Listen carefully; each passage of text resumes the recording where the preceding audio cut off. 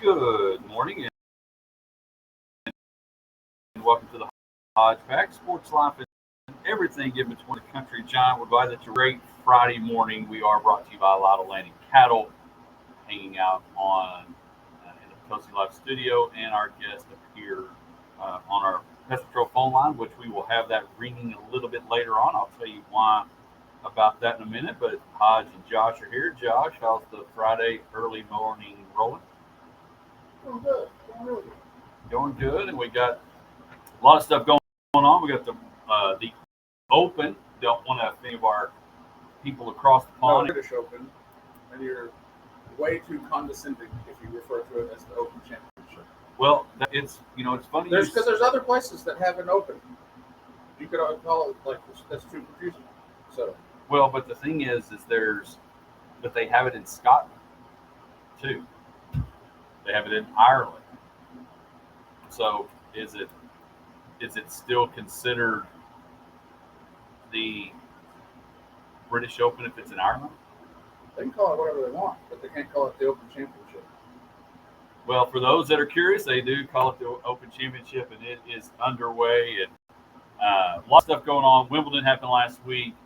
Uh, NFL news is happening. Of course, the NFL news last week, we talked a little bit about Hard Knocks, but people started reporting to camp this week. And so there's a lot to talk about, Josh. There's even some Dallas Cowboy news in what, uh, and honestly, he may be the only 99 Madden guy that we have that we may be worried about. So we'll dive right in. I am excited about our show this morning. We got a lot to cover. Texas Rangers are playing well. A lot of stuff to talk about. Josh didn't know. So, Josh, what did you do last night? You said you didn't know what to do when the Rangers are not on TV. So, how did you function? No, I just mowed grass. Okay, so that brought you connected to the world and the board and all that fun stuff. So, fantastic. But the Rangers are hot. A lot of stuff to talk about. Things are going well there, and we're going to try to compare Shohei to Herschel Walker. And we'll talk about that in our next segment when we do our Texas Rangers weekly update. Uh, we'll talk about that in a moment. At the bottom of this hour, an interview that I'm excited about having. Former band member of the band Perry, and former ESPN radio host Jason Fitz will join us at the bottom of the hour to talk NFL football, college football. He grew up in Vegas. Everybody going to Vegas to bring professional sports to Vegas. We'll talk about that, and a few questions about his career in not only music but also sports as well. So Jason will be at the bottom of the hour, and then at the 8 o'clock hour for our Big Country Electric My Town segment, we're going to give you an opportunity to hear from some folks that could use your help. You help them; they could help you make some money, have some good time, create a good relationship of officiating football. And so Phil Hill and Katie Gore will join us for our Big Country Electric My Town segment to talk about how you can get involved in officiating football, which is right around the corner. 2 days start a week from Monday, which means high school football and all the things we have to do soon. So that'll be a little bit later on.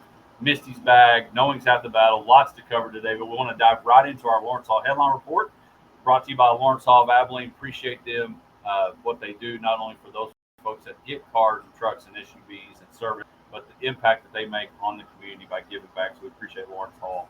And our Lawrence Hall headline report kicks off with, we'll stay across the pond. Last week, Wimbledon. Marquetta Vanderosa winning the women's Wimbledon championship. And then Alex Akara winning the men's championship. For you to say. Yeah, easy for you to say, but Wimbledon champion taking down Djokovic last week in the Wimbledon championship. Moving on to the NFL, I mentioned the NFL news last night. Yesterday, the NFL owners approved a $6 billion sale of the Washington Commanders to the group led by Josh Harris. Magic Johnson's part of that group. But Josh, in that, not only, I guess you could call having to pay closing, if you will, Dan Snyder is going to have to pay $60 million in fines after an NFL investigation found that he was involved in the sexual harassment of a client, of an employee, and also that they held back revenue from the NFL. And so he's I think that's more important. So, yeah, and so $6 billion, the largest sale of a North American franchise. And so the Washington Commanders, and Josh Harris said it was kind of a burden relieved of the people of Washington that now Daniel Snyder's out of the building, and now they can move forward and kind of move on with this new organization, new ownership. And so we will see what happens with the Washington Commanders. DeAndre Hopkins signs with the Tennessee Titans. Most likely not going to be on a Super Bowl team. Josh, I put is money our championship. And what I meant by that in the notes was, for him, it looked like the money was the thing because he went to them. When most people in his seat that's made plenty of money, done these things, they want to go to a Super Bowl contender. When I say is money our championship, if we go to some place where the money is where we can have the chance to win, to make the most money we're ever going to make, is that kind of us going to a place that we feel like we're going to win a championship? If that makes sense. Well, I think it makes sense, but that's funny. It's, I don't know, because that's like one of those exclusive questions that's really requires way too much. Is your career success purely determined by what your paycheck is, or is it determined by like what you do to help other people and how that makes you feel, or is it like doing a job that fulfills you and you feel happy to walk into the office every day? I mean, like, because I definitely could see situations where it'd be like that's not worth whatever. Not worth the move. Yeah. Like so. But I guess that is if you're not a professional athlete, that is one of the things you can kind of judge how good you are at your job. Well, But that's no different for them. I mean, you can go to a winning franchise and winning culture as a place that you feel like you belong and are part of a team, and that can fulfill you, and you might make a little bit less money, or you could go to the highest bidder and not win games or hate your life when you leave and you go home and and I think places where you see in work world, people stay put because the culture's good, the atmosphere's good. Yes, they can make a little bit more money here, but is the gap difference better? Is it worth it? Yeah. So DeAndre Hopkins is going to be in Nashville. Guys, this past week it came out that Zach Martin may not report to camp because he feels like he's underpaid. Josh, Zach Martin, I'm saying, is as important as anybody else on that franchise that needs to show up for camp and to make sure we get him taken care of. Because, like I said, when you're 99 on Madden as a guard, that's kind of a big deal. But I agree completely. He's the best player on the team, especially relative to his position. And the key cog of the offense is the offensive line doing well, so it's important to have him there. And I read that, and it wasn't one of those things that scared me or bothered me, because that's a basic negotiation technique. He didn't even say he wasn't coming; he said he might not. So like he's opening the door to negotiate, and they might negotiate, they might not, and we'll see what happens. But he's at that level of a quarterback in that when Zach Martin says something like that, even if it's in passing at swinging through McDonald's getting coffee, it's going to be a big deal because Zach Martin is so good. Zach Martin's going to be a first ballot Hall of Famer. So because that's been said, like you mentioned, kind of jumped to conclusions that, this is going to happen. So hopefully Zach Martin gets all that figured out before they head out to Oxnard. But that's just some NFL news that happened this past week. DeAndre Hopkins, obviously the sale of the Commanders, and Zach Martin possibly not making it to beginning of training camp. Cannot talk about it. We may talk about it more as we're watching it here in studio, in the Dose Live studio. The Open is going on, the 151st British Open, however you want to call it, and it's being played at Royal Liverpool. After the first round yesterday, they had a Cristo, very hard to say last name, Lampatic. He is actually hadn't teed off yet, but what I love about the Open is, Josh, I woke up about 3 out of nowhere, turned on my iPad, started watching it, and golf is happening because it's 12:30, 1 o'clock in the afternoon there. And so the first round going, Tommy Fleetwood is at 5 under, Royal Liverpool, long time, long-time course. It's been having this open for a long time. The first time that they ever had the open there was in 1897. That's a long time ago. And so Tiger Woods has won there. Rory's won there. But again, Brian Harmon, left-hander, is leading. He's out at 8 under through 15 in the second round. Max Homa, 4 under. Tommy Fleetwood grew up just right down the road. He is at 5 under along with Christian Christo Lamprecht. He's the 6'8" guy, Josh. If you have a chance to look it up, in the Open and a lot of courses over there, they have these pot bunkers that are very hard to get out of. He's got his leg in one and his other leg hanging out the side. And if he's not 6'8", that doesn't happen. The photo is hilarious. And he punches it out, finds a way. I think he ends up par in the hole. But I'm excited about the Open. Grant Cunningham was saying that he thought it was his second. It may be his favorite of the majors. But we'll keep you up to date on how the second round's going. Scotty Scheffler, Jordan Spieth had decent rounds yesterday. And so the Open is up and rolling. When we come back, again, that's our Lawrence Hall Headline Report. When we come back, the Texas Rangers come out of the All-Star break and get the Guardians, get the Rays, and the Dodgers are coming to town, and the trade deadline is on its way. And a lot of folks talk about should Shohei be on the trading block. And as I mentioned earlier, is Shohei the trade that is very similar to a trade that if you look it up on Wikipedia, you'll find it. When we come back, our Texas Ranger report right after this. How loud is that in your ear when we go to commercial? No, my commercial was terribly loud. It was louder than when you were talking. But. Right, which it's going to go. It didn't blow my eardrums. You go to Cozy last night? I did. How was it? Who is the headline? I'm going to look that up and I forgot this one. The headline.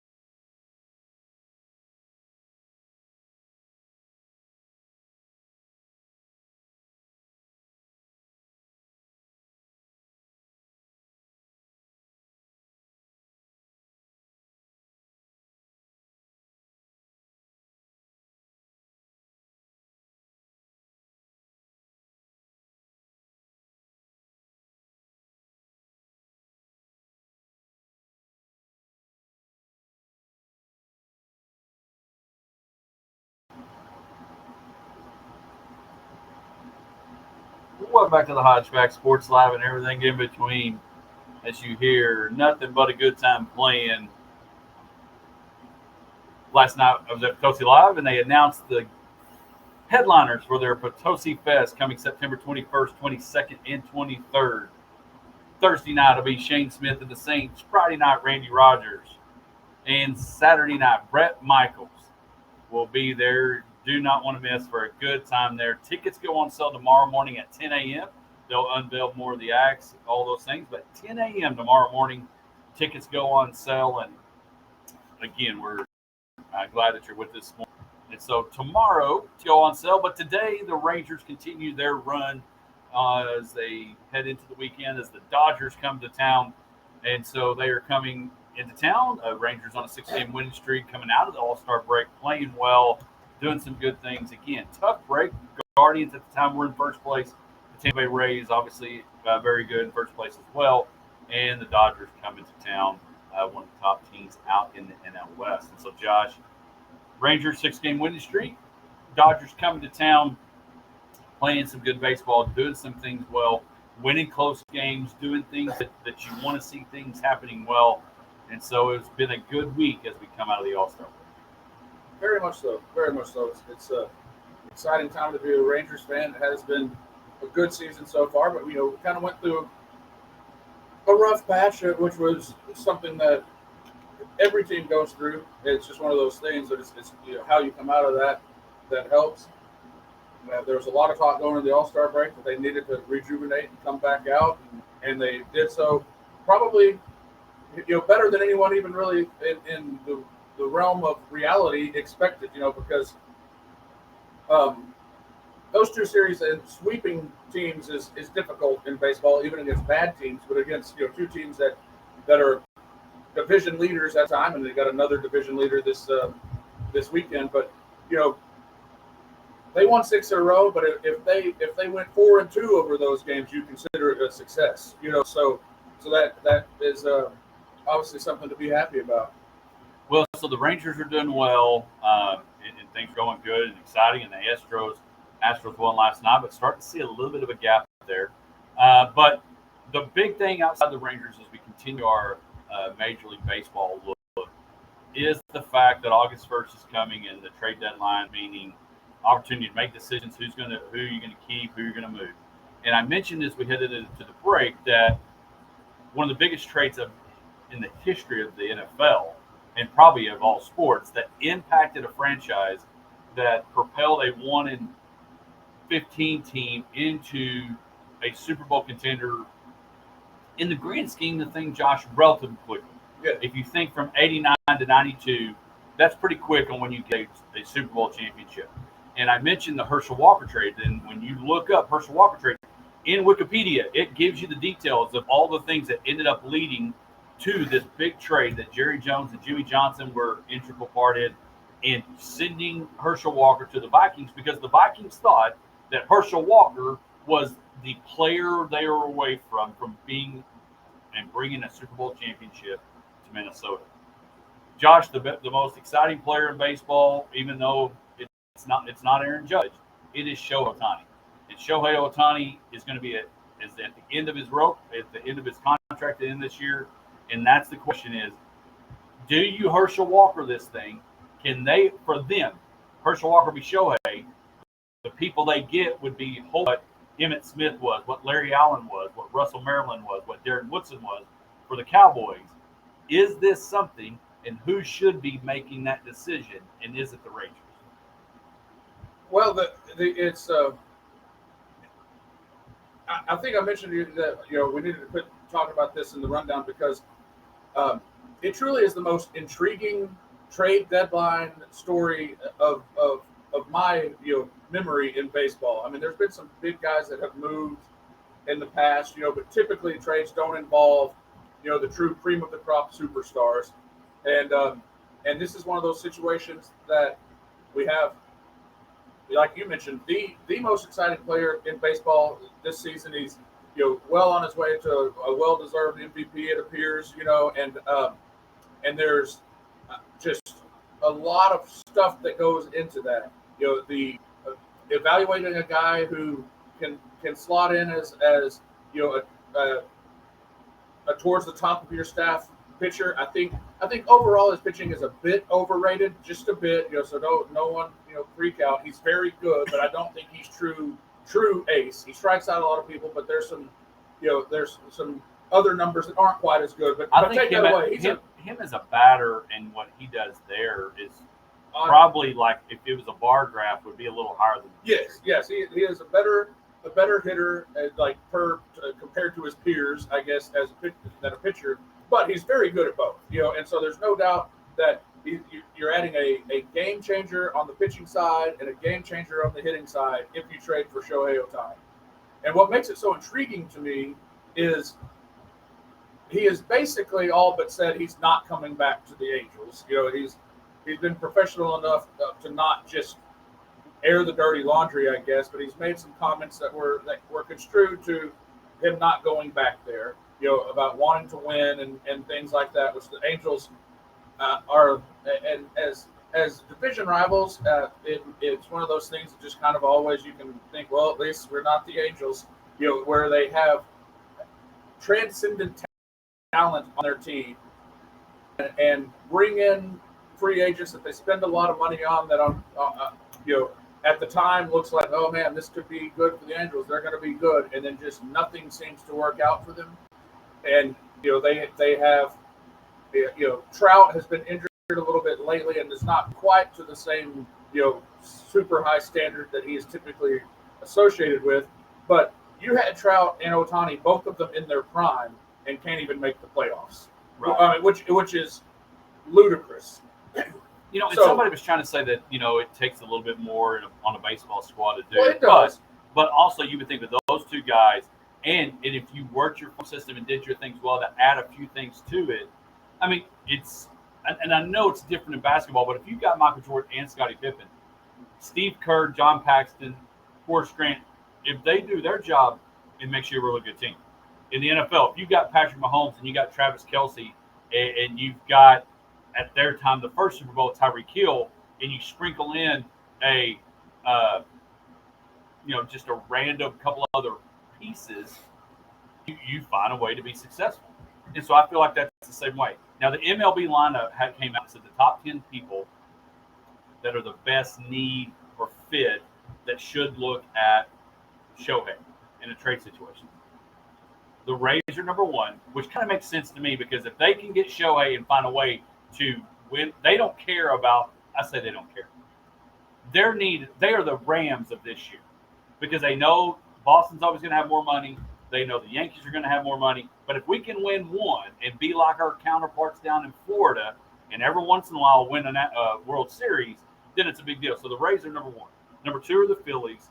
And the Rangers don't come into play until number 8 on that list. And I guess that's depending on who you ask. I do think that it makes sense in some ways for any team that's a contender. Because, like I said, he's the guy that moves the needle on both sides of the ball, and that's obviously never happened before, So that makes it hard to judge, like where exactly he fits as far as like what you would trade and things like that.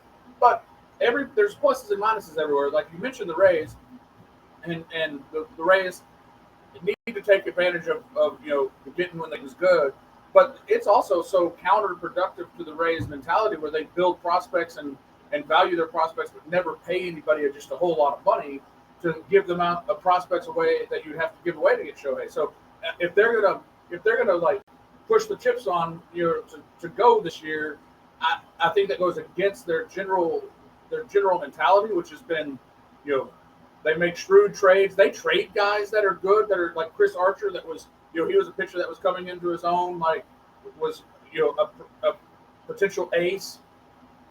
They traded him. They brought in Tyler Glasnow and a couple other guys from the Pirates, and so they used their capital to get several other guys. And so I think that kind of but and you obviously could make the argument that he would make the Rangers better. He'd make any team better, and the Rangers do have the trade capital as far as people in the upper minor leagues that they could make that purchase. But then it just comes down to what is that worth? And that's the thing like I said, with the Rays cashing in, with the Rangers are building. The Rangers window is just opening, like now. Well, They and built the last few years. The window is opening. And really, their draft, as you look, and again, I know it's harder when you look at the draft of Major League Baseball because William Bamba doesn't start playing summer league for you right away, then plays in the first game like they do in the NBA. Bryce Young doesn't start quarterback in baseball. It doesn't start opening day like in football. So, but I do feel like they've done a good job. And do you think you can find a way to get through this, get past Otani decision, don't give the farm away, and find a way just to do what you feel like you could do? Because and I know we've only got a couple more minutes left, but there's not like there's a Georgia in football where you're playing for second. I don't see anybody that good in Major League Baseball that the Rangers can't be good enough to do something this year. Well, but that leads you to how much trade capital do you want to give up? What are you willing to mortgage for the future in trading someone that could be somebody that was good for your team for several years to try to win right now? And that's that balance that you have to try to strike. What makes it so interesting to me on the Angels side is there is no reason not to trade him other than public relations. Like they trade him or trade for him. If you're the Angels, to trade him away. They're not going to win this year. They're most likely not going to re-sign him. It seems that the writing's on the wall. They probably have a better idea of that than we do. But it seems like the writing's on the wall. He's not re-signing there. I think it is borderline, a sabotage of your team to not trade him. To not bring in 4 or 5 prospects that could be because the whole problem around the Shohei and the Angels is they don't have any supporting cast. Like you mentioned, the Horace Grants of the world. All they need is some league average players around Shohei and Trout, and they're good. And they can't even do that. You think about the Rangers, what they're getting from a long-haired guy that just got picked up out of nowhere. Yeah, he's contributing, and so it'll be interesting. We'll have one more show before the trade deadline. August 1st is that trade deadline, so we'll have next week's show. And then we'll learn more about what the Rangers and everybody's doing in Major League Baseball as the trade deadline. Again, the Dodgers are coming to town tonight for a 3-game series in Arlington. Oh, another big announcement. The All-Star game next year will be in Arlington. When we come back on our Pest Patrol phone line, Jason Fitz. We'll talk college football, NFL, a little bit of fiddle, and everything in between right after this.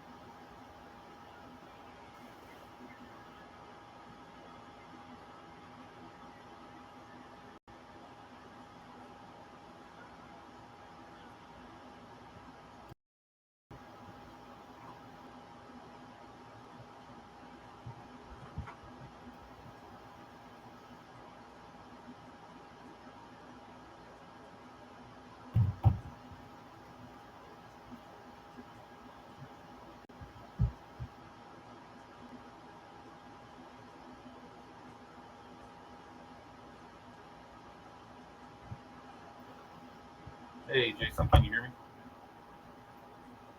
Jason, can you hear me? Jason? Jason, can you hear me now? Oh, perfect. How's it going this morning? I'm good, man. I can't tell you how cool this is that you agreed to do this. Based on Twitter, how much I tweet you all the time, you know how much of a fan I am. So I appreciate you doing this morning. And so I've also got my co-host Josh. He kind of looks like Gojo a little bit. He's got the same no hair and beard. So so a little bit, yes, very much so. Um, but no, I thought if you're cool, we'll talk. Um, I'll go ahead and tell you. I'm going to ask you. So I got to actually see y'all on a cruise ship when we were playing with the band Perry. It's been some time, but I'm going to ask you what your favorite song was to perform live and uh, all those fun stuff, and then just talk some football and kind of go from there. And like I said, look forward to seeing wherever you go next. I've enjoyed the stuff that you had with Gojo the other day. It was pretty cool. So, all right, we're about to come back on our last commercial and be ready to roll.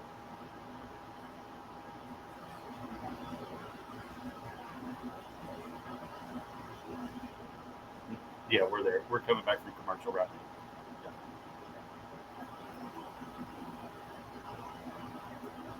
Yeah. Welcome back to the Hodgepodge Sports Life and everything in between. As you hear us coming back, jamming out to the song "Done" for the band Perry, who one of the best groups of all time. We're glad that you're with us on the Hodgepodge Sports Life and everything in between. Joining us on our Pest Patrol phone line. This is one that I've been excited about to have on the show. But joining us again, like fiddle for the band Perry, one of the most talented people of all time in sports, music, you name it. But joining us on our Pest Patrol phone line, Jason Fitz. Jason, I appreciate you taking the time this morning.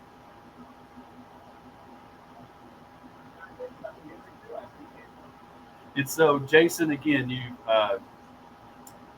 of course, you've heard him on ESPN, and uh, so I just want to say, based on the outpouring of support, I know a couple weeks ago was not fun for the network, but the support that I've always thought everything that you ever brought to, whether it's the social media, TV, radio, college game day, was always some of the best stuff. And can't wait to see where you land next because I know whatever network or platform they're going to be fortunate to have.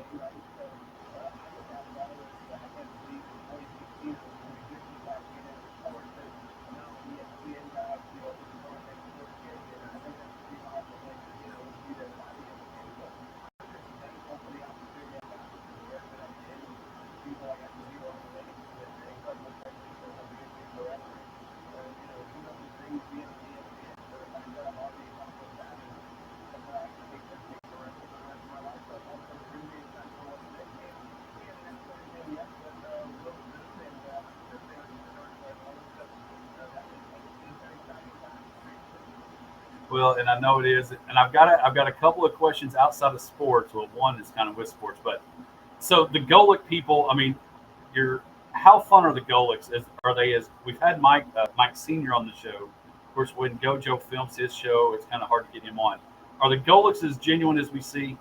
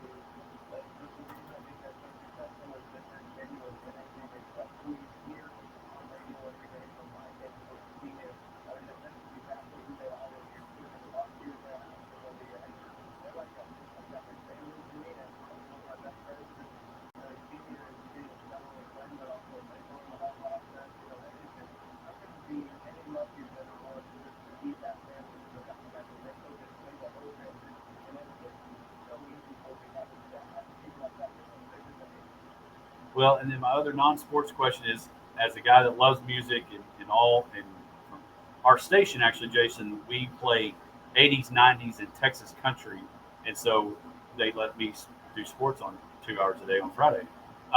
So, what was your favorite song to perform live when you were in the band Perry? And it's funny because we did. I'll never forget on the KMA Awards. We went out for we were working with a creative team that wanted to make a CD before we could put back to the vinyl. So our son, the first time we did it on CD was the first time we all walked up into a straight line and started jumping up and down there in fiddle pedal, which is incredibly hard. Like they didn't play a lot of hours of practicing figure out how to play the pedal from home and jumping up and down. And so that was such a cool moment. But my heart broke right after the performance because I walked in backstage and Kimberly, lead singer, said, "Man, it's so cool to do it every night. From then on, every night we just wake up whenever it was in the set, we all jumped up and down backstage. I jumped up and down, and that's so hard to do. But there were times that I would go back to the recordings the next day and say, "Hey, I'm pretty good. I'm jumping up and down." Because every time that we go back, you're like, "Oh my God, I'm jumping up and down. What did I do?" But it was one of those times too. But that moment was just it was almost electric. It was too powerful, so it really went off for it. But that was by far my favorite. It's funny because I don't know if you could hear it through the phone. That's actually what we came back to from commercial was done. So that's perfect. So let's talk sports again. Josh and I last week we talked about running backs, and you mentioned it a little bit on your social platforms. And you follow him on Instagram and Twitter and everywhere that you find Jason Fitz. But are the and to kind of not be too punny, but are the running backs kind of like the diamond from an old promise ring? Is that where we're looking at as the running backs right now? And yeah, the funny thing is, not only running backs in a bad spot, but as I said on social media, there really isn't a solution. Like, and I've heard a lot of people say, well, the league just needs to do this, and the players just need to do that. But if there's anything I've learned in my time in the NBA, if you went without any injury, which the NFL Players Association votes on, you're always willing to vote whatever benefits the majority of the players. The simple math tells you there's about 2,000 players in the NFLPA. The reason the franchise tag never goes away is because all 32 owners are get back to back. They are going to be how passionate about it. Only 32 out of 2,000 players are back to back. So, like when you go to the negotiating table and they say, well, if you want that, then you have to give up this. Most players won't give up anything to protect the franchise tag because it never impacts them. Same thing with running backs. That's one position group that even if your favorite team had 4 running backs on their roster, split in half. Even if every team did, that's 120 players compared to 2,000. Are 2,000 players going to take less on some insurance? Are they going to take an 18th game? Are they going to take no free health care? Are they going to do all of those different things to help running backs? No. So, even the answer to some of the guys that they outperformed their own units was requiring entire renegotiation of the CBA. So I think, unfortunately, a lot of people are saying, well, here's the solution, without sitting back and saying, hey, what's the actual math that gets to that solution? I think the running back position is never going to be paid fairly in this cycle of the NFL. And the real problem is going to be in 10 years when nobody's playing running back. Because if I had a kid right now that was a football player, I would make him a tight end or wide receiver. I would not let him play running back. There's no money. Well, and my other question, and RG tweeted out this past week and did a video about, there's 7 years left on this CBA, and should the running back strike and try to, renegotiate and all that thing. I don't think there's you probably know more about this. Is there a way to even redo that before the 7 years is up? Yeah, so if they did, there's a motion they could file that will allow them to go back to the negotiating table. But if you do that, there's a couple of huge triggers in it, and I believe the owners have rights.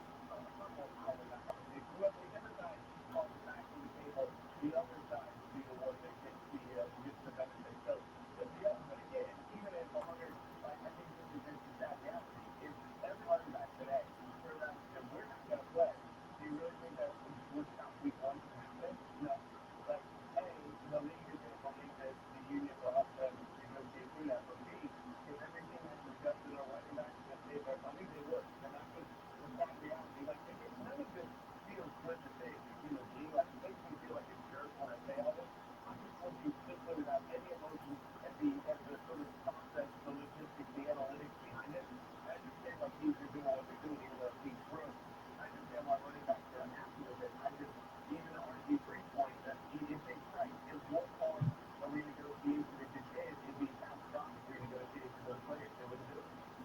Well, and you are similar as us Cowboys fans.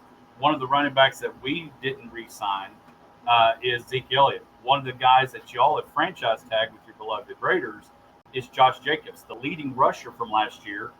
What do you think the Raiders are going to do? And will Josh Jacobs be playing for the Raiders, or is he going to sit out? What do you think he'll end up doing? I think you can end up playing because, again, players that don't sign their franchise tag or even that doesn't know, they're not technically a contract. So they will be fined in their practices. They will be fined if they miss preseason games. But the way the NFL works their checks, if you make $10 million a year, the running back free or the running back franchise tag, that $10 million is broken into 17 weekly checks. So every week that you miss a game, you just won 17 to $10 million. That's a lot of money. And I know Justice has been very clear on social media that he said, well, there's money he doesn't really have to work. So maybe he takes it, but I think it's pretty hard to believe that somebody's going to step out and stand out. And if they do, if he's not trying to show up here, well, the Raiders would show him what next week. So he has to come in by week 10. So I think he's going to come in. But the other thing that I was letting remind everybody, last year, the Raiders had John Jacobs lead the league in reset in NFL, in the NFL in rushing. The outside Devontae Adams, who was one of the best wide receivers in the NFL last year. And they have Max Crosby, who was one of the best pass rushers in the NFL last year. And they won 6 games. So if you're the Raiders, you have to realize this is never about stars. It's about roster depth. For every single team, it's about roster depth. It's not that you have, to win in today's NFL, you got to have a quarterback that is hot, that's playing like one of the best in the NFL, and you got to have a deep roster that manages to play to stay healthy. That's the real equation. So you're going to have the best wide receiver, you're going to have the best running back in the league. That's not going to get you to the Super Bowl if you look at the way the Super Bowl's gone the last 7 years. Well, and then my other question about the NFL, and before we get to college, is that is Marshawn Lynch going to be the last NFL Hall of Fame running back? Because if you don't stay on a team very long and you don't get to play, can you rack up enough notoriety, records, yards to be a Hall of Famer? No, he would be the last Hall of Famer that's a pure runner. I think Christian McCaffrey is the model that most new running backs are going to take. Where there was an argument a few years ago, I forget which player, I know Khalil Mack was in this too, where when they were looking at the franchise tag, they were trying to be reclassified at a different position because they played multiple positions. But that's the way. I think we're in Christian McCaffrey era with the running back. You better be not only your team's leading rusher, but also your team's leading receiver to make that worthwhile. That being said, they want to drop Jacobs, focus on a lot of runs last year, and maybe get paid. But I think the key to being a Hall of Famer at the running back position is going to be to do things people have never seen. So Christian McCaffrey stays with the 49ers, continues that huge success, puts up the young. I mean, he gets paid. If he put up huge yardage, then I think he has a shot. And that's really the model for running back moving forward. Yeah, and you're probably right. The traditional running back like Marshawn Lynch is probably going to go away. And like you said, everybody's going to try to be the tight end that could run for passes and not just block anymore. So George Strait has gone on a number of farewell tours, and seems like he's still farewelling. We've got 2 teams in the Big 12 that are going to be on a farewell tour this year. What do you think it's going to be like for Texas and OU making their last stops before they head to the SEC? I think the most other talk about staying in college football right now is the absolute amount of pressure on Texas and Oklahoma specifically because of next year. And look, I mean, Oklahoma, Rick Venable is somebody that we all know is one of, if not the best coordinator of all time. But how much patience does Oklahoma already show? Because if you don't have a quarterback, and I know they're going to argue that, they will be more comfortable in year 2. Everybody argues that. But Oklahoma has a good enough quarterback position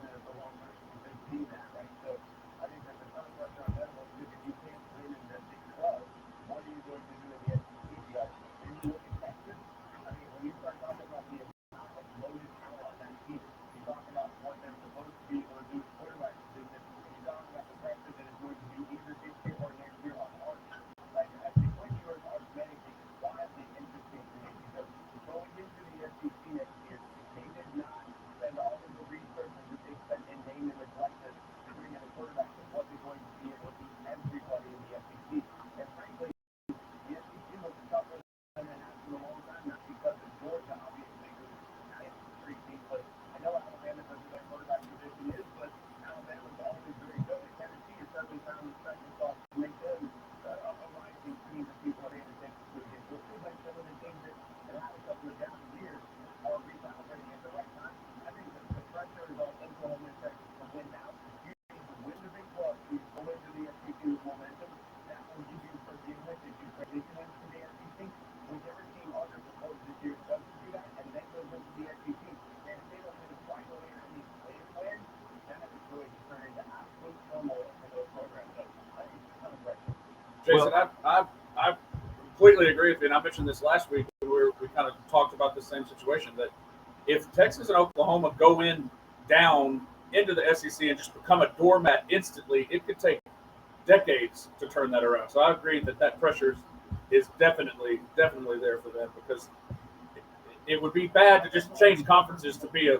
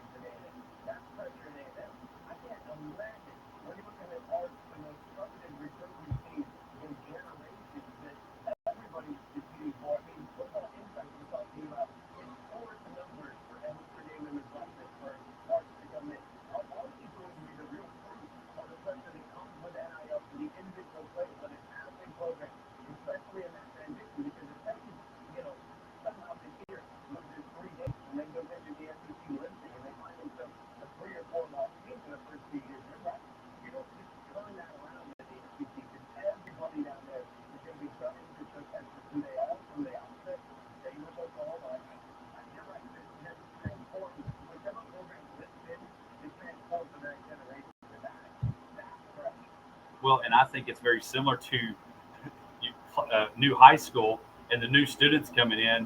If they don't play well, they're going to be the ones that are, I'm not calling them screech from Saved by the Bell, but it's going to be pretty similar. They're walking in, and if they can walk in with a ring, at least they can show, hey, we won the Big 12 championship. Here you go, A&M. We're still got something you don't have. But Kentucky. I mean, what Stoops has done at Kentucky, they've gotten better. So the SEC is not as much top heavy as I think people are.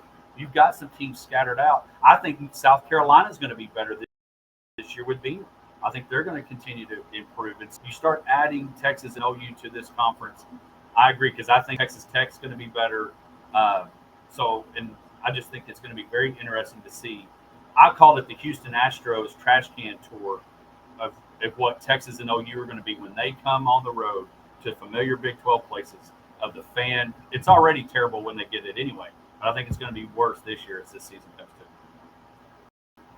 You're 1,000% right, and you mentioned celebrity at level. You think Lane Kiffin is going to sit around and put shots at the chance to show Clark who he is as a head coach now? I mean, I think that's real, and so for a school like Texas, and a school like Oklahoma, you're right.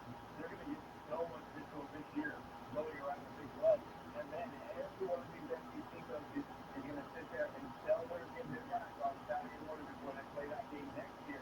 It's going to be, hey, we're going to show them what the SEC is all about, right? Like, you can hear this in your brain, but at least if you're walking in with the Big 12 championship break, if you're walking in with the playoff here, those sorts of things, which are possible, things big like for Oklahoma and Texas, if they win the Big 12, they're going to be in that conversation.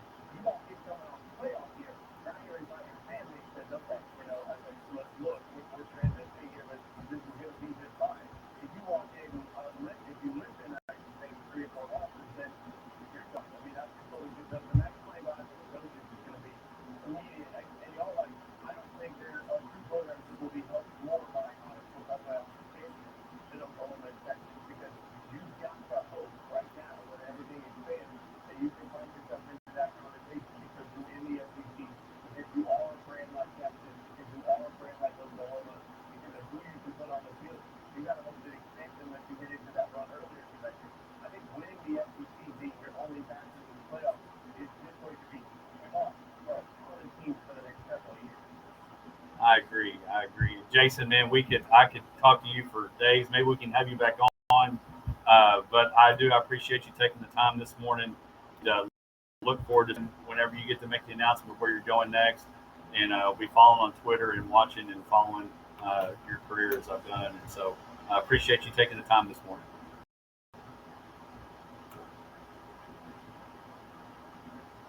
That's Jason Fitz. When we come back, we've got Misty in the house. We'll be back.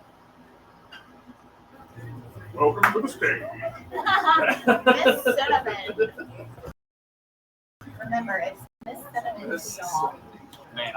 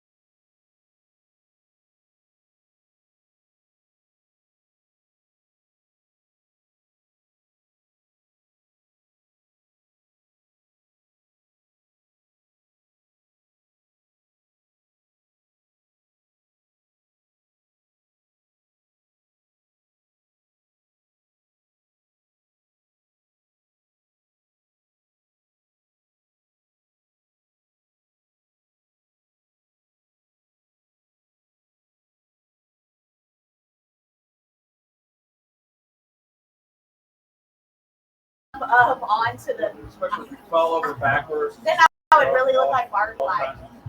So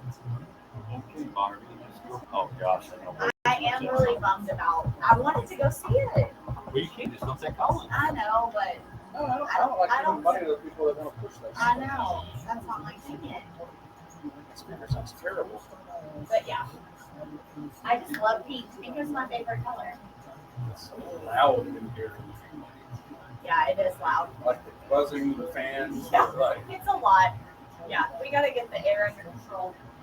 well, when I walked in downstairs, it was cool in the lobby, and all those poor players were gone. I was like, oh, they fixed air conditioner. And I got off here, and I was like, nope. Yep. But it's weird on how it stays cool in here, but it's like cool in heaven. That thing's pumping cold air at 64 degrees. Well, it's 73 in there. The thermostat that I Yeah. guess maybe controls Can we both. move in there? Can we move our It's quieter stadium? in there, too. Can we? I know it is. You can actually hear what we're talking about. Yeah. Can we move next door?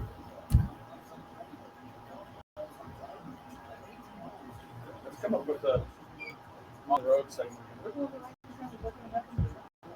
I have not heard anything. Cindy discussed that the 16th would not be a good day.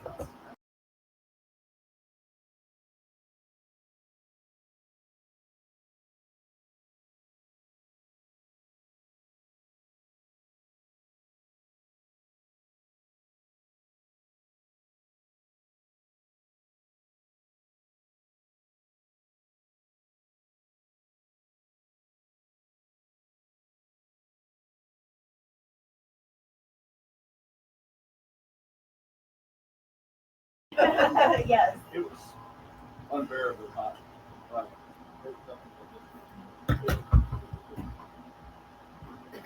Welcome back to the Hodgeback Sports Life and everything in between. Glad that you're with us this morning. Appreciate Jason Fitz joining us. If you missed part of that conversation, you can don't forget to download, subscribe, rate, and review the Hodgeback podcast. It'll be up on and available on Apple or Spotify either sometime later today or over the weekend. So you'll get that. Listen to it. Again, Jason, looking forward to see where he lands next with his career. We do have Josh, Hodge, and Barbie in here with the pink dress. Come on, Barbie, let's go party. Well, there you Can go. y'all finish the lyrics? Thank you, Joshua. Good Thank job. Glad we have My closed mind is you. We caption. will be here all day. That's Yeah. awesome. So Closed speaking captioning of for the party, hearing impaired? well, there you go. We do have closed captioning? Whatever, Someone Good you're captioned us. welcome. morning, Dad. Good Go morning, Randy Burson on our. Lyrical genius. Yeah. So speaking of party, I have an opportunity tomorrow to go help a great cause. That actually will tie back into our Big Country Electric My Town segment because those folks are going to know who we're talking about. But we have a chance tomorrow for D-Nice. Party at Mulligan's tomorrow, helping raise some money, which for those they know Winky is the football, basketball official. But tomorrow at Mulligan's is a golf tournament at 10. There's a cornhole, I believe. There'll be an auction tomorrow night. I'm actually going to be emceeing that. So head out to Mulligan's tomorrow, help raise some money for a great cause. Cancer sucks, and everything that goes with it. So be sure you can head out tomorrow. It'll be a great day. The Open will probably be on TV somewhere, so you can watch the Open, raise some money, do all the things tomorrow. And the other part about it is that the tournament will be over. You can just enjoy, not have to worry about missing the Open. So be sure you head over tomorrow to Mulligan's. So did you just? So Tracy had this issue last night. She wore something pink again. We went to Potosi Live last night. They revealed their headliners for Potosi Fest. Tickets go on sale tomorrow at 10 a.m. She wore something pink, and multiple people asked her if she went and saw the Barbie movie. And Tracy was like, "No, I just like pink. I just like pink." So, are you It going is Barbie week. Are you? It is Barbie. It is Barbie week. And you don't get any pinker than that. You don't. I mean, I'm basically a highlighter, but I'm here for it. Oh, we're not. Right. We're not dissing it. I mean, now if you'd have come in bleach blonde hair, we would have had some questions. I don't know. Okay. It's pretty, Sunglasses when she walked in the door. There's a pretty bright glare out on the there. window. But I mean, if you would have come in like Barbie, we'd have had to make you Ken. I don't know. Ken's not fat and bald. There's got to be Oh my gosh. there's got to be that I Ken. need to start a lobby for You that. start- you know, start- like, If the Hey, dad, the dad bod is in. If the body positivity needs to flow on over. if like, the dad bod can take off, why cannot whatever that body is? I don't be know. Ken? That's just, All right, we're gonna come out with the Josh doll, and How I'll do be we categorize Josh's body? that's really a segment for another Yeah. time. That's knowing is half the battle. Yeah. Knowing is half the battle is to change the subject because that's what we want to hear. Oh, that's fun stuff. So Missy's very bright, but you're not. This is just a fake, not Barbie material. I mean, it might have crossed my mind to bust out some pink today. Do you have a closing for Barbie's house today? Yes, I do. It's actually, I'm actually closing on Barbie's house. I don't know. I just had Josh point. Did something happen on the open? I don't know what is going on. Right So now. we got a big studio. We're derailing. Well, no, so bad. we're You fine. can't run TVs in my viewing area. Yeah, and you blame me for texts that come to me. So anyway, hey, real quick, we're going to pause for station identification because we do not want to miss what's coming up next.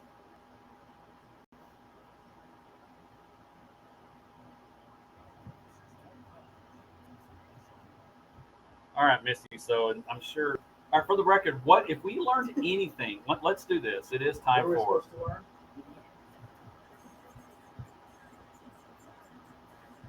If we learned anything about Mulligan's Misty's bag last week, is don't ask questions about spouses. I know Ryan is Ryan won't he's do it. so funny. No, Like, Hodge is. I'm telling you. There's no sense. First of all, It's funny. We're all married. it We is have funny, to but there's talk certain about our things you don't want spouses. documented Oh for my life on a podcast, which you can download, Hodge's subscribe, list is rate, and longer review. than others on what he doesn't Apparently. want documented. God. Or he's scared. I said this last Oh, week. yeah. He is scared of Tracy. There's and, all right, Misty, go. He's gonna stop talking. See, he can't even. Okay, take out the NFL quarterback. In your opinion, what is the hardest position in sports? In sports, and you think Sports.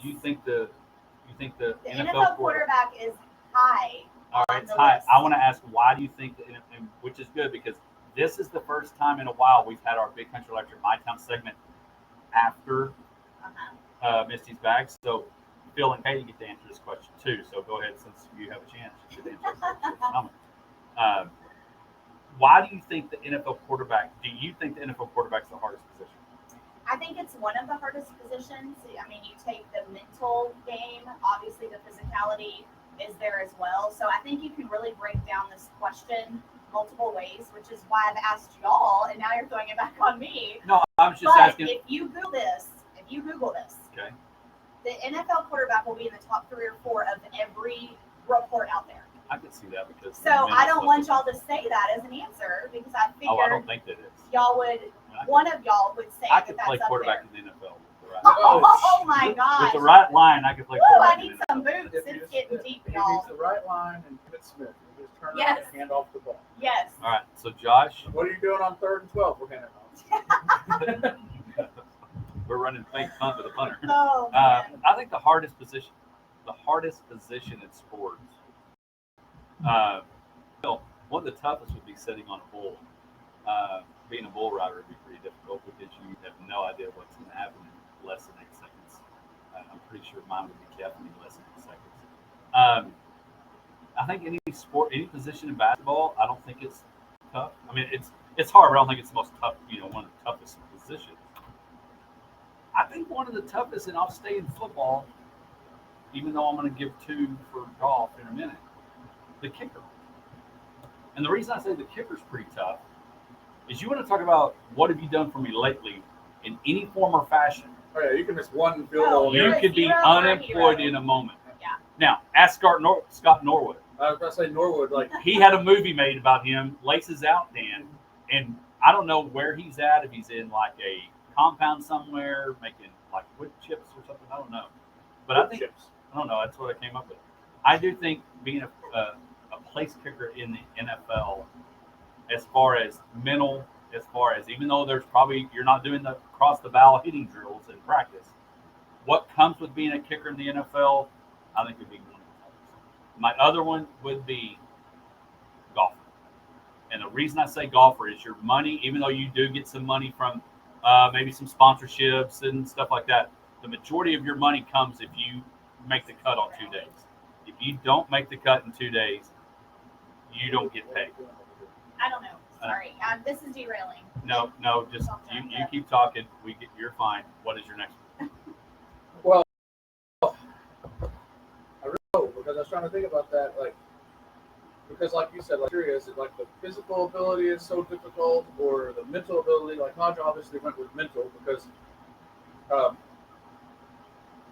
kicker, I think, and along with that, like the closer for a baseball team comes in always when it's like the game's on the line.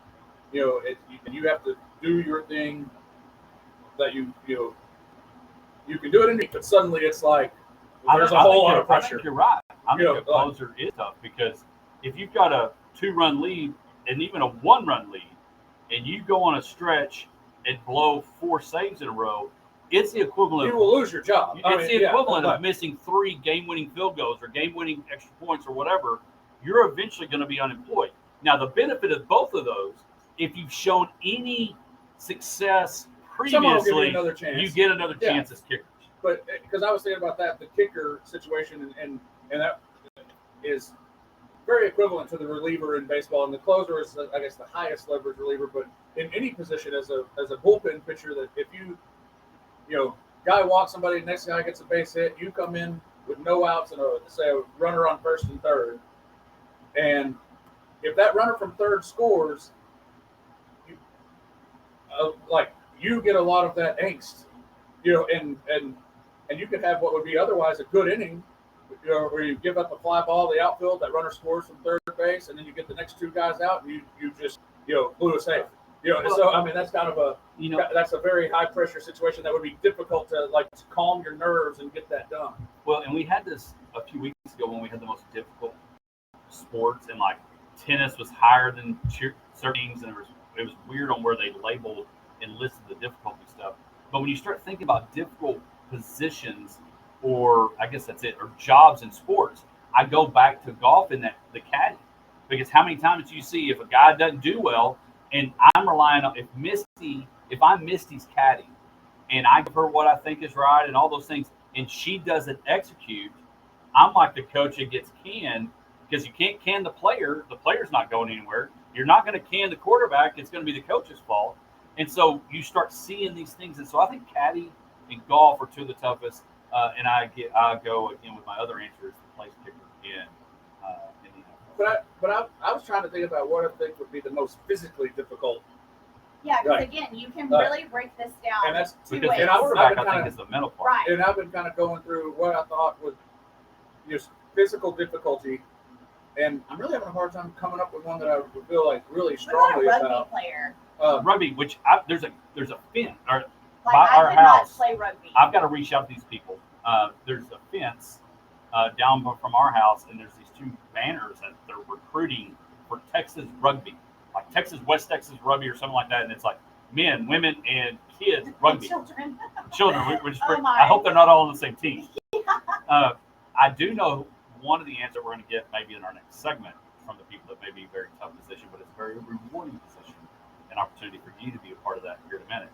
So, Misty, what do you think is, or do you have an answer Well, for the I'm physical? just trying to just think. I mean, I'd go what bull it riding looks or like. anything in rodeo. Yeah, I think rugby is the physicality, but also I have mad respect for a catcher, an MLB catcher. Like just having to be down in all the heat, and there's just no way Yeah, and just I could. getting hit with multiple I balls, feel, and you know who I feel bad for, and they may change it. I feel bad for the travel team catcher that plays 400 games on a weekend and never subs. Yeah. Oh yeah, and that happens all the time. That's happened on our softball team for these 10-year-old girls, and it's brutal. Well, because not But they can do it. It's and that's a crazy. whole nother segment, honestly. Catcher is a different breed. I mean, yeah. the catcher is that hard nosed, don't mind taking a ball off the chin or whatever it may be. It's a tough position, and there's always people lined up to pitch. There's always people lined up to play shortstop. That line for catcher is like not very long. So what that's probably, I would say that's my final answer. I'm going to go with catcher? a major league catcher. The 'Cause there's bullpen no catcher way is probably I'm not a down bad there gig No. that long. unless you're There's just catching no way. 103 on your hand. But so all right, so there you go. Again, Misty's bag brought to you by Mulligan's. Again, tomorrow, great opportunity. Always a great opportunity to go catch some steak fingers. Amazing food. But tomorrow, big fundraiser day for D-Nice to help raise some money again, some cancer stuff. So be a lot of fun. Come hang out with us. I'll be there again. I'll be emceeing and auctioneering and asking you to get to over there. So be sure to get I there. was just hi. actually thinking like, Hodge kind of looks like an auctioneer, but slow anyway. So I'm going just to watch Hodge. Hey, if you just want to watch Hodge, head over to Mulligan's tomorrow. When we come back, it's time for our Big Country Electric My Town segment, and we're going to give them a chance to answer Misty's question and give you a chance to learn how you can not only help yourself. We'll be back right after this. See, I had to go on an easy one because last week was Yeah, all I don't- spouse. Yeah. Hey, don't forget the center. The football. Hey, you're going to get a chance to answer that. Yeah, I mean, The center corner. is kind of like the catcher. The center has to know Yeah. everything. Yeah. He's got to know everything the quarterback knows. No, I really like this question because I do feel like depending on the way what is hard to you, it's not hard to me. To me, there's no way I could ever play country. No way I cannot be on my knees all day long. No, there's just no way. And then have to like move really quick, you know, and take a beating from somebody sliding home. Like I just Yeah, you got to be. Yeah, you got to block it. and throwing 8 or out 80. Katie, Okay. throwing out. I mean, you have to know. I mean, you're seeing the entire field. Like it's And a you have lot. to be aware of like someone's stealing and like to catch the ball and then have the wherewithal to like stand up and not failing. Physically, well, and mentally, but Yeah. obviously more physical to me. Like, there's no way. But How was yeah, vacation? it was good. Yeah, it was good. Well, I told, I did Kiwanis and Brad, and I saw Chris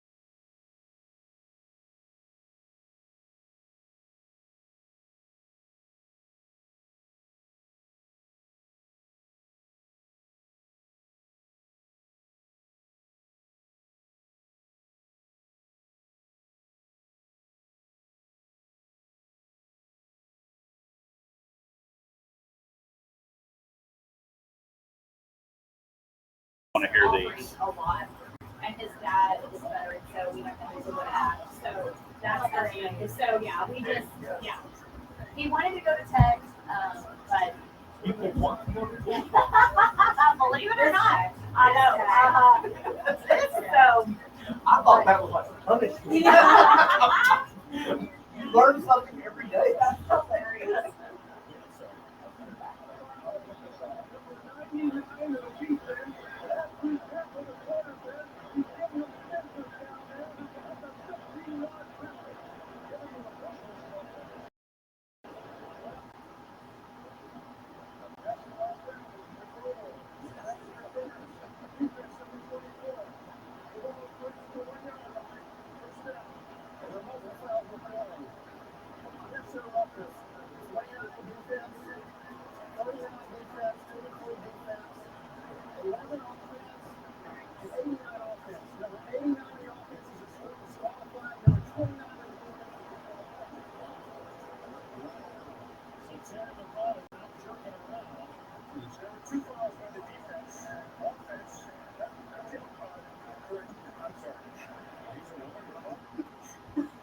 Welcome back to the Hodgeback Sports Live and everything in between.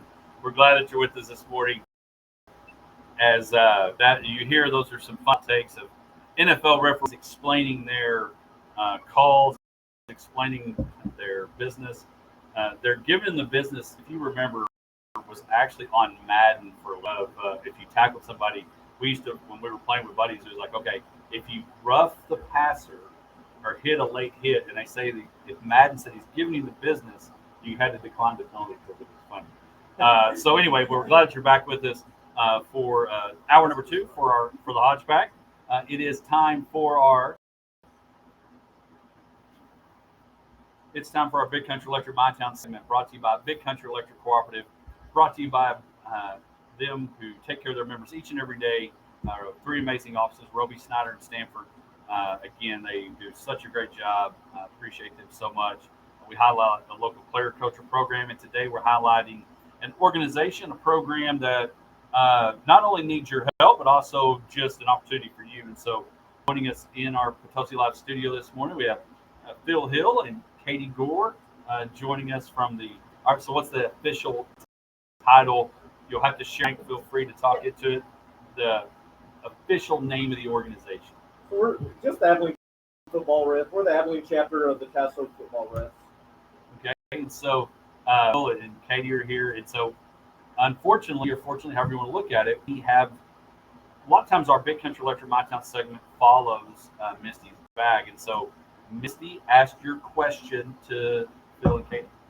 Okay, so taking out the NFL quarterback, in your opinion, what is the hardest position sports? I agree with it being the kicker because it is. I mean, how many times has the Dallas Cowboys kicker knows when you miss 4 and you're like, that's your only job, man. Like, so I definitely agree that the kicker is the highest intensity and also seemingly the easiest because it's like shooting a 3-point in football, and so I agree with that. I'm going to go with the center, just because it's on. There is you're never the hero, but you have to know everything that everybody else is doing on the field. So you're basically you have to have the knowledge of the quarterback because you don't have the arm strength, and you have to direct. You're considered the quarterback in the line anyway, and knowing how you got to pick up that guy, because if we don't block that guy, he's going to get the guy behind us. So, and another tough position, and the reason we see this in every organization, whether it's officiating football, basketball, baseball, tiddlywinks, or anything, is the official. And so Phil mentioned that they are here with the Big Country chapter of the Football Tasso Association. And so just want to talk a little bit of background. First of all, how long you've done it. And Katie, you've got a connection, kind of like a legacy of it. But Phil, talk about how long you've been officiating. And a lot of folks, they officiate multiple sports. But how long have you been officiating football? I've been in the chapters. And so Katie's just a little longer than me. And like I said, she's a legacy. I'll let her touch on that. But my biggest regret on 7 years is I didn't start sooner. I wish I would have. And a lot of men in that room, a lot of people in that room will tell you, man, I wish I'd have started this sooner. Do you do anything other? Do you officiate anything else? Not yet. I have done baseball. It looks like I'm going to make a return trip to baseball this spring. Katie, a little bit, just your thoughts on how long you've been doing it, and talk a little bit about maybe why you got into it, and we'll talk more about kind of what we're seeing in females in officiating. So I've been officiating since 2016. And I got into it. Is that word for my dad? Yeah, okay. My dad, Brett McCracken, has been officiating since I probably was a freshman in high school. And so that's kind of what started me, considering being a football official.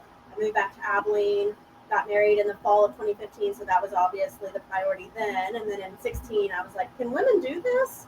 And Dad was, as always, really supportive. So talk a little bit about what your dad has done. Your dad has some NFL responsibilities every now and then. Talk a little bit about that. So Dad and I sometimes, but Dad has been really fortunate to work with CBS. And so anytime sometimes we even get called to games outside the state of Texas, but anytime there's a game, Dad has gotten to do anything from being in the booth with the announcers, from being like the trailer doing first down lines, stats, everything, to I think last year he got to do the little commercial red hand, on the side of the field. When we're coming back, Yes, and so that was really, really good. So one of the things I talk about again, we mentioned it, and it's been out there. I officiate basketball, but the whole thing that we've seen is restaurants and all these people with shortages, but no different than happening in officiating. Part of it is officiating. What would you tell you what? I'm going to totally change it. Yes, there's a shortage, but I don't want to look at that as why there's a shortage. You know why there's a shortage. What I want to talk about is the opportunities that are there to officiate and the network that you get. I'm still adjusting as a coach for 10 years, adjusting to being the guy on the other side. And so, Phil, talk a little bit about the network and the benefits, because you regret not starting 7 years sooner. You regret not starting sooner. Talk about that. Well, okay, as far as the networking, the room is diversified. We have a realtor, we have an attorney, we have a teacher, we have a cotton farmer. It's just a group of good people that enjoy the sport. It's another family. You were talking about the benefit of Mulligan's. Well, that's a referee's wife, and I guarantee you there'll be 20 referees at this event tomorrow, and we're there because that's part of our family. When I do need, not that I've ever been in trouble with the law, but when I do need an attorney, I go see Katie. She has helped me with all my legacy stuff. Like I said, it's like having a second family. After the games on Friday, there's a lot of us that meet up and we get a private room and have a meal together and make fun of each other and talk about what we went through that night. So, Katie, what do you enjoy most about it besides doing what your dad did and being involved? And we've seen women get involved in officiating from double. We've seen in the NFL the ladies that are doing it today that are involved. What do you enjoy about officiating? I 100% echo Phil that it's a family, and especially in the fall season, sometimes I do spend more time with my football family than my husband and my daughter, and so it's the camaraderie. You have people have your back. Whether I had to text a group of guys one time and I said I need help moving, and they showed up, no questions asked. So whether it's kind of the personal ask or it's the hey, I'm having a really hard time on the field with I don't know that call, or and you just know they have your back out there too. We are a team out on the field. I think everybody thinks of the football team, but we as officials are a team as well. We have each other's back out there, and sometimes in situations where the anxiety is high, the tension is high, it's nice to know, hey, I have 4, 6, whatever other people on this field who have my back. Well, and I think the other thing is you look and see the importance of, and we're going to start moving toward that recruitment part of why, Katie, you're here. You're real crucial, and basketball officials are the same. If you don't have officials to send to junior high game, a J game, or honestly to a varsity game that the chapter's covering, then that game cannot happen. And so it's very important. And you think, well, I don't know a whole lot or whatever. It's okay. They're going to teach you. Yes, I came into out of coaching to basketball officiating with the background of the sport and understanding that. But you're going to learn and be able to learn how to officiate. And so it's an important thing. So Phil, talk about how do people get involved? Obviously, 2-a-days starts soon. Literally, it's right around the corner. Talk about how people can get involved and the benefits maybe from your schedule to, and honestly, let's face it, the money part of being involved as a football official. Well, the money I'm not going to say it's unlimited, but you can make pretty decent money with minimal hours. It's just up to you. If you have the time, you could work one night a week and make, I'm talking per hours, and make $150, $175. That's a pretty good hourly rate. As far as getting into it, so we've already, what a lot of people don't understand, you said it, 2-a-day start in a week or two. We've already started. We meet every Tuesday night. Our first year guys have already started classes. We'll continue that every Tuesday night through the regular season. So it's from now to November. We meet at 5:45 at the Patty Hanks School of Nursing. It's at 2149 Hickory. And if you'll go to the back door, we'll let you in. The door should be unlocked. If it's not, just knock on it. Next Saturday, the 5th, we will be having our annual clinic. And this is something everybody has to do, from a first-year guy to a 35-year guy. We all have to do a clinic every year. And first-year guys are free. Everybody that's coming back has to pay, but it's free to you. And we at the Cooper High School Library from 8 until 3 o'clock, Saturday the 5th. Just show up, and we'll get you started. We'll get you where you need to go. Some of the benefits being a first-year official is you don't pay local dues your first year, or you don't have to pay for the clinic. You will have to pay for the state dues. That's just everybody. It's minimal. I want to say Somewhere in there. Yeah, $65.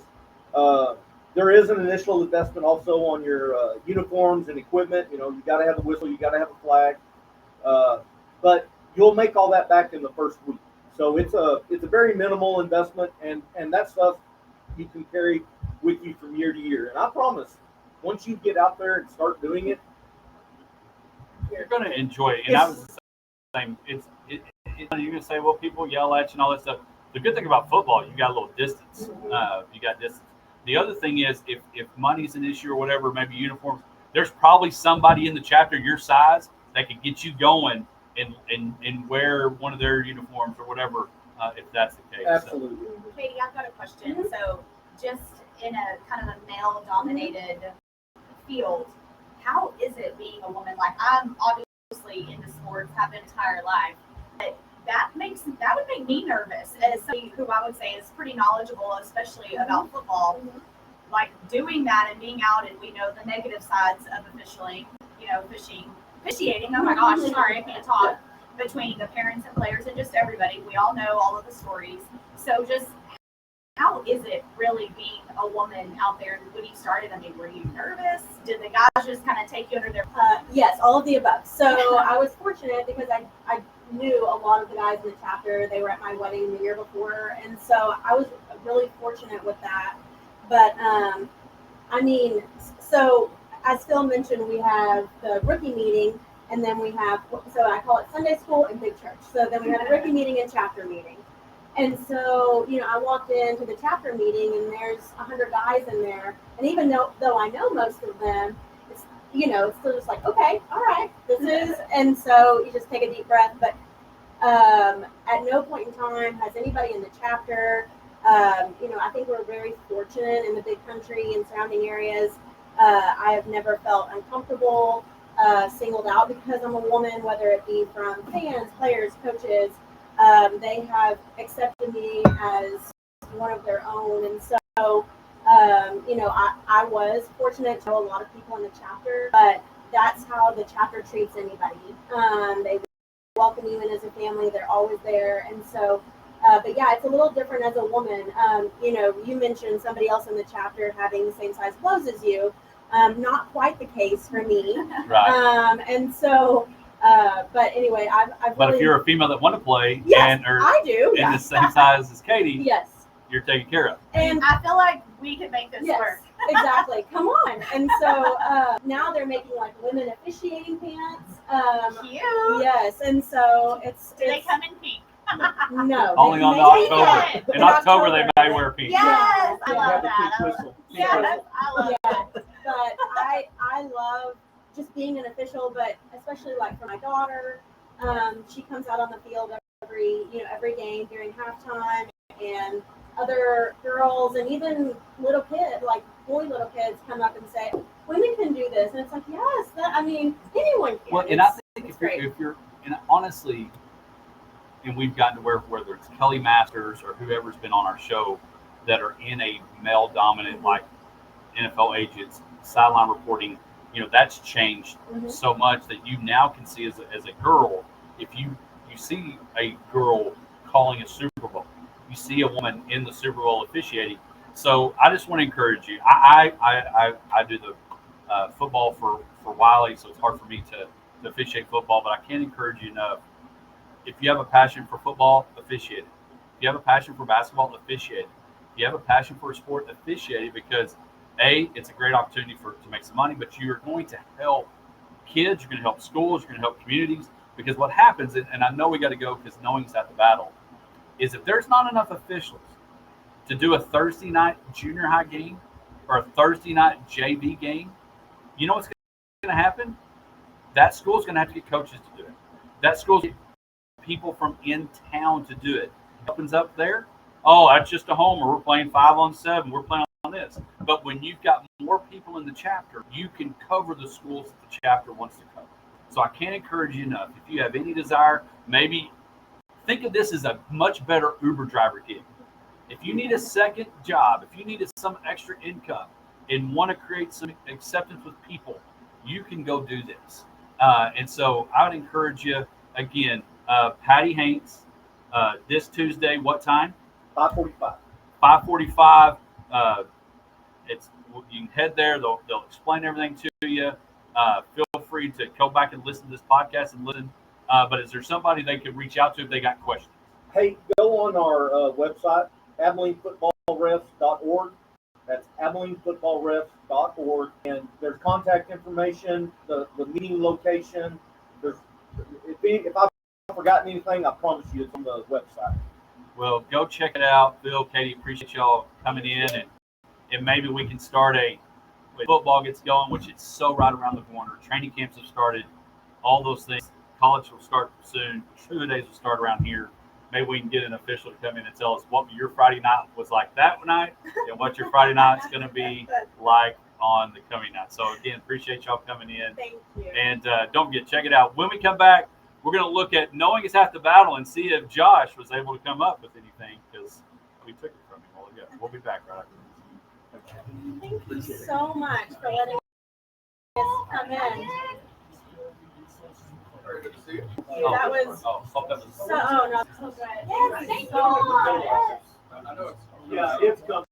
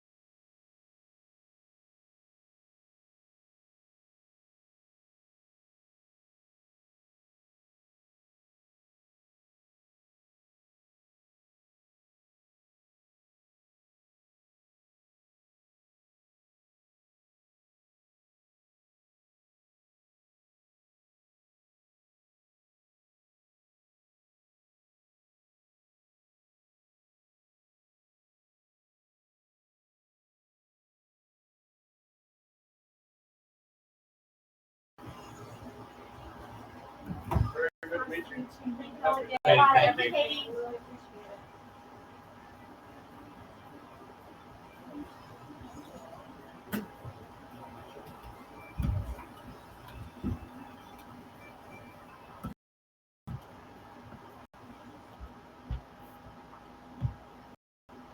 Welcome to the Hodge Facts, sports life and everything in between as we're rolling along in our 8 o'clock hour. We're glad that you're with us. I appreciate Phil and Katie coming on. And Josh, I know you mentioned early on you officiated some baseball when you got out of college or maybe in high school. I officiated a little bit of baseball. I think I was in college. It was okay. And again, there's not a sport. Not travel, little league through high school that there's not a shortage where they need them. And a lot of that is because the big country's so big and there's so many schools that need coverage of officials. Like the basketball chapter, we go all the way to Gordon to officiate or Lingleville. Now, I think Stephenville's in our chapter. Stephenville's part of it too. We go to Dublin. And so it's so important. And I don't know how far the football chapter goes. But I do think it's cool now that you can't make an excuse. Well, I'm a girl. Well, no, that's not an excuse No, I anymore. love it. Yeah. And so Katie doing that, but I know it'd be hard for you maybe Well, to the do time commitment on evenings and weekends is difficult to pull off, and I know that's true for a lot of people.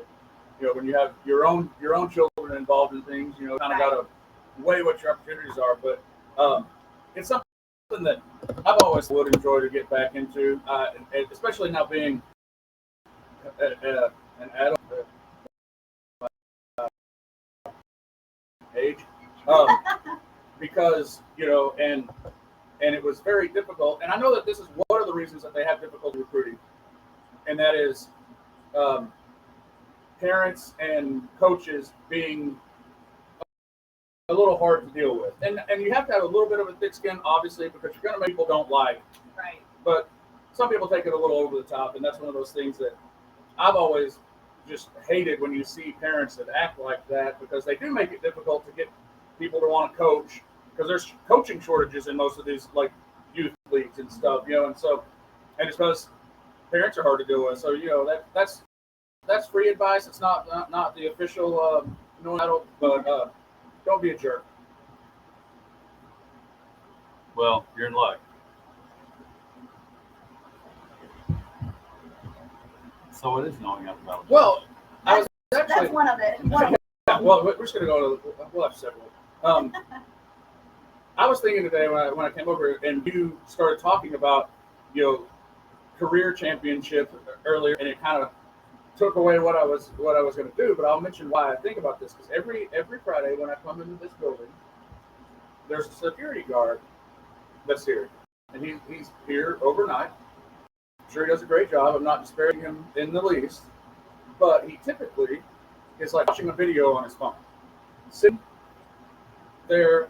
Ever so often he gets up and walks through. There has been times that he's really scared me, because suddenly I turn a corner, the door opens, and he's there. Yes. And I'm like, oh, good morning. I But really thought, need to start asking him what his burrito choice is. Honestly, I see him every day, every Friday at about 6:20, 6:30. Yeah. so I thought that has to be a fairly easy job. I mean, now it could get hairy. Obviously, that someone could break in the building could catch on fire. I mean, Lord knows the air conditioner doesn't work, so that's not comfortable. But I thought, at what point would a job being?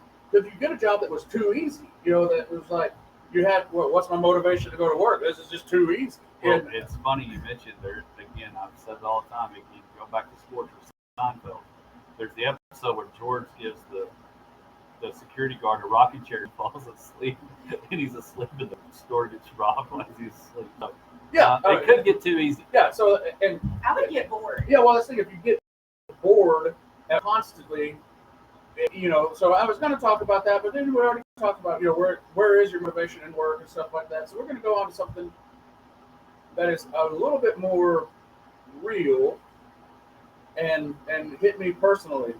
And as y'all know, I work at First Bank and Trust, who's a sponsor of the show, and we're glad to have them as a sponsor. And we're right now doing a lot of pushing on our. And I'm supposed to wear a shirt on Fridays, but I don't like to wear it. T-shirt that says "Don't click the link." Okay, yeah, and I know y'all have all gotten texts from Netflix that say your account suspended. You need to log on right now, to reactivate your account. I get those from PayPal, from Amazon. It runs the gamut. I get them from places I don't even have subscriptions to. So Right. I mean, Yeah, it's brilliant. So I think, so we're always told, don't click the link, don't click the link. Think about what you're doing. Don't open attachments. All those things that you need to do to protect your own hover over the cybersecurity. hyperlink. cybersecurity. And I'm very very trained in that. We have a lot of training through the banking industry on helping not only to secure your own stuff, but teach your customers how to do so also. And you hear stories all the time of people who, wires go out from their bank account, and then later they're like, I didn't do that, and all these things and it's because they authorized somebody to do it unwillingly, and it's terrible traffic. All that being said, if you see any suspicious activity from me on LinkedIn, it's not me. My account got hacked. Not only my LinkedIn account, but my Walmart. Is that another form of flattery? Want to be? They say I don't know what the purpose is. Yeah, it's the highest form of flattery. They also tried to hack my Facebook account, but I had the dual level of security in there, and I got just a random thing on my phone asking me to allow someone, this other computer to get on Facebook, and I was like, this is what started me in this rabbit hole. I was like, I didn't give I'm not logging on to Facebook. I don't do that very often, but someone is trying to log in. And then I got a identity alert on my phone. And so I full-fledged got the full court press, hack attack. Identity theft? Well, my credit reports are all locked, and I do have identity protection. I'm very protective of it. And that's why I think it's funny that it didn't happen to me. And all on the same day, I ordered a 12-inch veggie delight in Carlsbad, California, 60 pounds of ground beef from the Louisville Walmart, and my Facebook or my LinkedIn email changed to some bunch of gibberish at gmail.com. To which, when I try to log in, it says my email is not active, so I can't even get the password reset. So I don't have any control over that. And then, like I mentioned, someone tried to get onto my Facebook, and so has the ground beef arrived? I called Walmart. Did they change your job to Fuzzy Wuzzy? I hope so. Okay, me too. That would be twofold. That would be hilarious. If they were to change Josh's job title or name, that he is a private dancer on the side. And Fuzzy Wuzzy, two things. One, they listen to the show. Yes, and we appreciate that. And two, great prank. Yeah. Yes. I'm getting trolled big time. Yes. I would absolutely love that. So you really do, and you think about it, and you're exactly right, that people are making money off of, whether it's TV, radio, we do the same thing, of these campaigns that you're having to create to say, hey, and it's not just the elderly anymore. It's always like, well, be sure, watch the elderly, they're coming after them, da-da-da-da. They're coming after anybody that can get. And the other funny thing was someone else was listening to my Spotify, and they were listening to very terrible music. And now that music pops up on my suggested stuff, and I don't know how to fix that. That's pretty that's annoying. So I want to go back to this T-shirt situation. So I see you're not wearing the so don't when are you click clicking? it. Yeah, my wife told me I needed to be a team player and wear the T-shirt. I would love to wear a T-shirt. We're supposed to wear the T-shirt on Friday. What is in the truck? You gonna I did change from Clark Kent to Superman here in a minute, or what? Well, maybe. I did wear it once. It's a green T-shirt that just says, "Don't click the link." I have two problems with it. One, I don't wear T-shirts in public in general. I mean, that's just not something that I do. And two, I don't have the largest biceps in the world, but this shirt thinks I do. So you're wearing the Such medium? You're wearing the Brooks Koepka line. Yes, the sleeves are incredibly tight. Oh, I feel like I might go into like the Hulk Hogan, like flex real big and then rip it off. I may have but then I to couldn't swing by actually first tear it. Harley. I may just swing by First Bank and Trust today to see if you're wearing it. Yeah, but and against my wife's advice, so she told me you have to be a team player, supposed to wear the shirt, wear it. I didn't wear it. But I Will did wear, you I get did wear it once. reprimanded at work for not wearing the click shirt? No, You're gonna No. get fined. That's what you need to say. Like Like for it. Let's find me a nickel. you need to be like a Marshall Lance. I'm just here, not fine. Not to be fine. Right. So maybe I should put the shirt on. I don't know. I think didn't. so. But I'm with Leanne on this one. but So be careful with what you say. yeah, and that so this is a no joke. Other than it is funny with all the stuff that happened to me all this last week. And the thing is like I guess I don't change my passwords obviously enough. Someone was able to access my email and then change stuff, and because they changed my Walmart app password also when I tried to. I got an email saying What a mess. I ordered 60 pounds of ground beef, and so the thing is like, and this is like I said, it is not a joke, but it is kind of funny, just the random things that happen.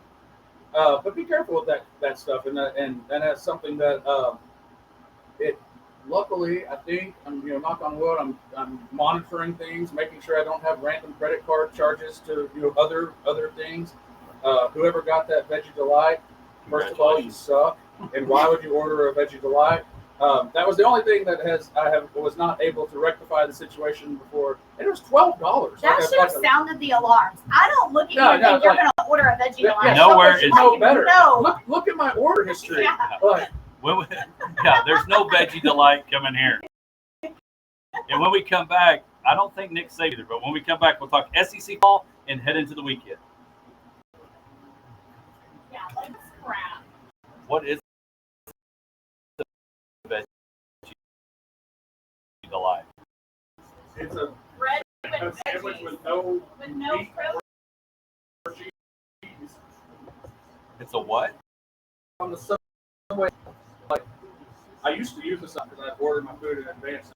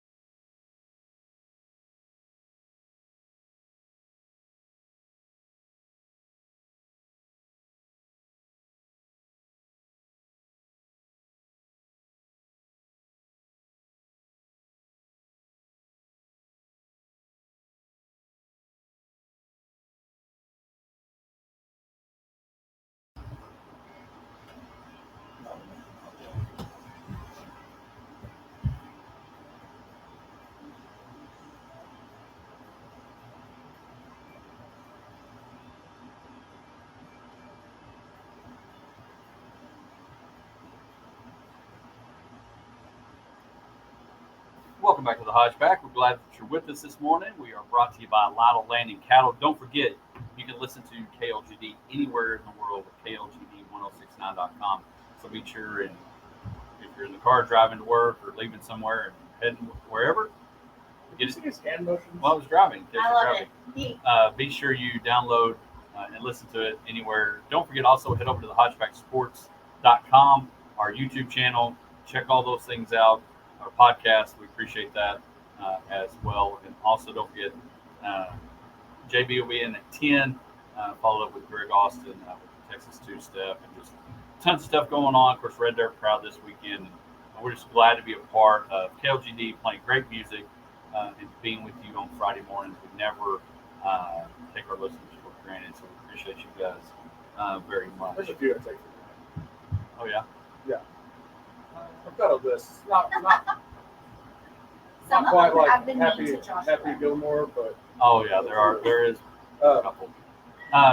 So we've mentioned college football. We've mentioned a little bit with Jason Fitz. Don't forget, again, we'll have that episode of the podcast you can go back and listen to. We talked a lot of Big 12, but we talked about two new SEC teams, which is Texas and OU.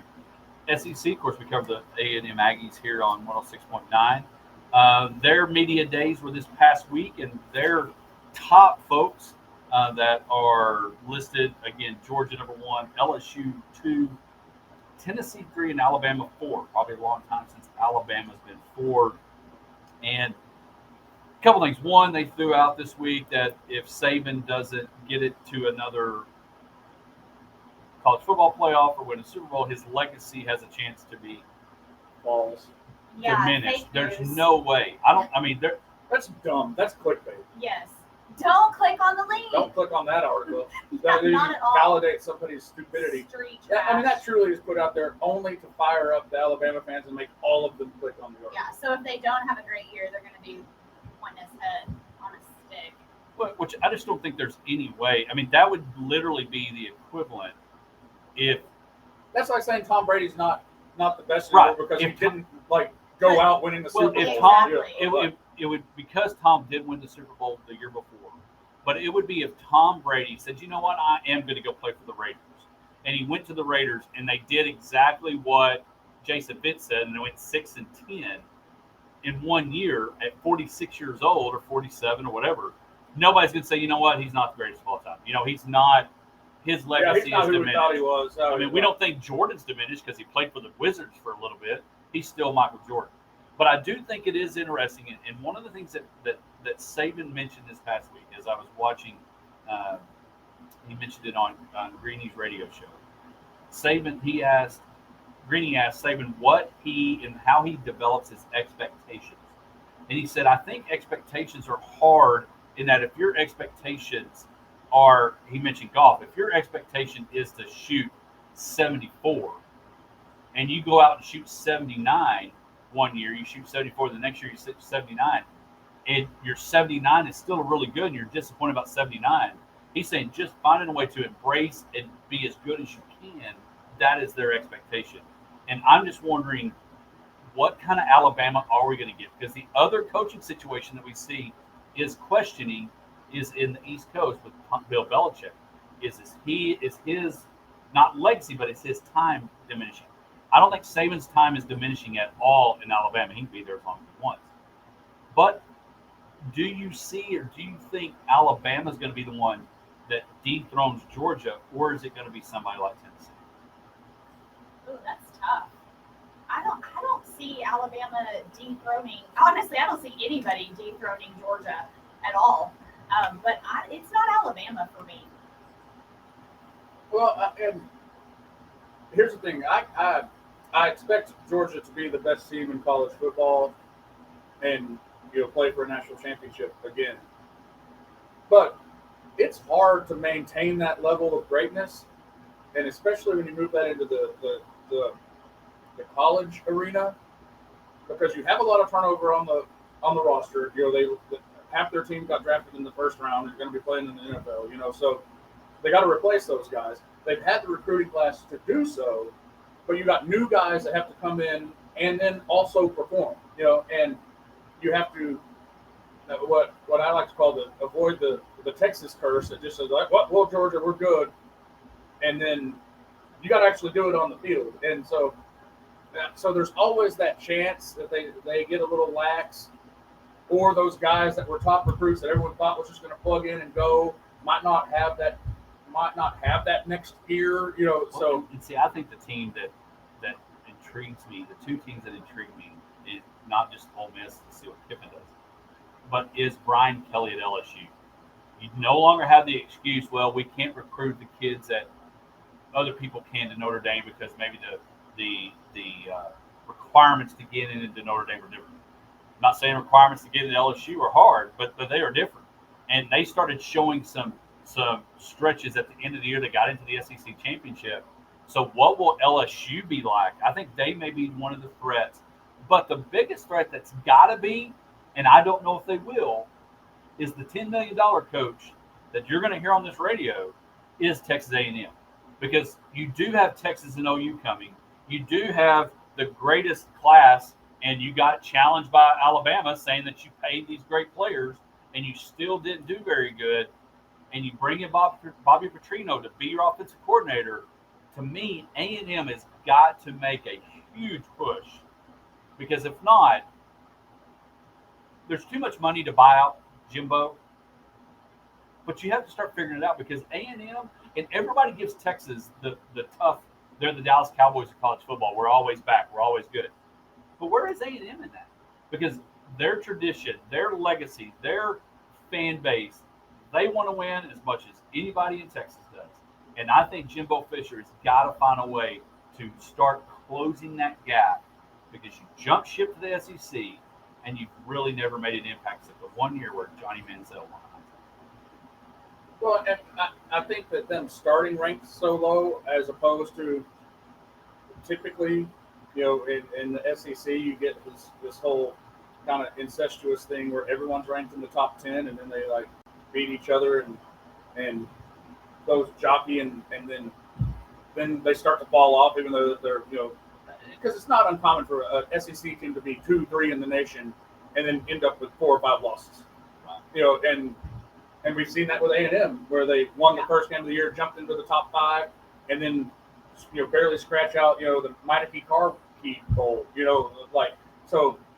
But those expectations from the fan base obviously are very high, because they don't take a down year. But from inside the room, and going in picked to be 10th in the conference, that might kind of change that a little bit. I don't know. To me, that's got to be bulletin board material. If I'm A&M, if I've got that, guys, they think you're 10th. Yeah. Which means probably deep down, if we were to rank Texas and OU right now, you're going to be behind them.